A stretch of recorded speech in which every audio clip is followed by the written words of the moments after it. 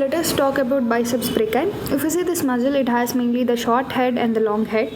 So the biceps brachii short head mainly arises, you can see this is a short head, mainly arising from the tip of coracoid process along with the coracobrachialis. In the name itself you can understand coracobrachialis means coming from the coracoid process and attaching to the humerus.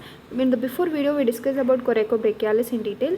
Now we are talking about biceps brachii short head. It is also coming from the tip of coracoid process, that is alongside of the coracobrachialis muscle, and the long head is arising from the supraglenoid tubercle. Supraglenoid means just above the glenoid cavity. Above it you will see the tubercle, that is called as supraglenoid tubercle of the scapula, right? And from the glenoid ribrum the tendon is intracapsular. So even it arises from the glenoid ribrum. You can see here this is a glenoid ribrum, this is a supraglenoid tubercle above it. It's back of this coracoid process, you can't say it properly, right? So this is how the long head and short head of biceps brachii take its origin. So later they get inserted into the posterior rough part of radial tuberosity. If you see, this is the radius bone, and on the posterior side it will have a rough radius tuberosity. So to that this both tendons will go and insert.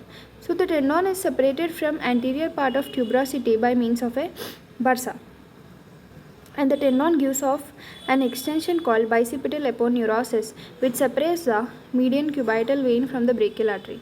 So mainly the brachial artery is separated from median cubital vein by means of a bicipital aponeurosis, which is present along this tendon extension.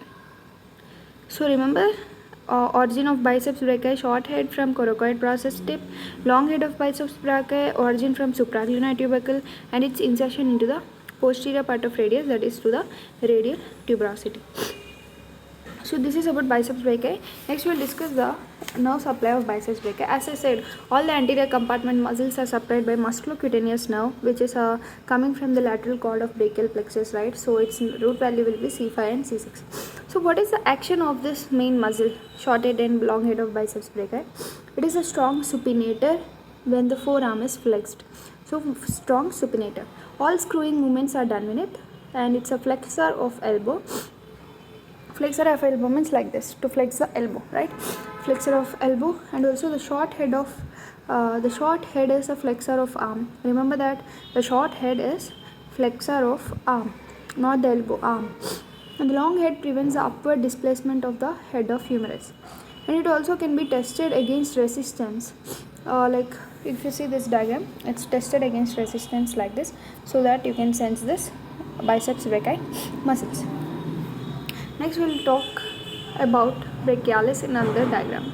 So you can see this clear diagram only with the brachialis muscle, right? So brachialis is nothing but getting its origin from lower half of front of humerus, exactly at the point, if you remember, where the coracobrachialis will get inserted. That's why we have discussed in coracobrachialis in lot of detail to understand what are starting. So it's nothing but the origin point of lower half of front of humerus for the brachialis, including both anterior medial and anterior lateral surfaces of the anterior border. You know humerus have anterior medial, anterior lateral surfaces, right? So from that both surfaces this brachialis muscle takes its origin. So superiorly the origin embraces the insertion of deltoid. So superiorly the origin embraces the insertion of deltoid and medial and lateral intermuscular septa. So this is the origin, just very simple to remember. It starts from the lower half of front of humerus, right? Next, its insertion. Its insertion is through coronoid process and ulnar tuberosity. So where is a coronoid process? Which is present in the ulnar bone, right, on the medial side. So it is inserted into the coronoid process and ulnar tuberosity, the rough anterior surface of coronoid process of ulna. So remember, if you remember, before we discussed about biceps brachii will get attached to the radial tuberosity of radius, whereas this one is getting inserted into ulna, right, to the coronoid process or the ulnar tuberosity. So this is about brachial muscle origin and insertion. Next we will discuss about the, of course, nerve supply. Same, the musculocutaneous nerve is motor, and it's also having radial nerve as a proprioceptive one. So the function is it flexes the mainly forearm. So this is the forearm, right? So it will flex the forearm like this, right? So it is flexing the forearm of the elbow joint. So if you see most of these muscles as their anterior compartment, they are flexors, right? In the case of coracobrachialis, it is flexor of shoulder joint.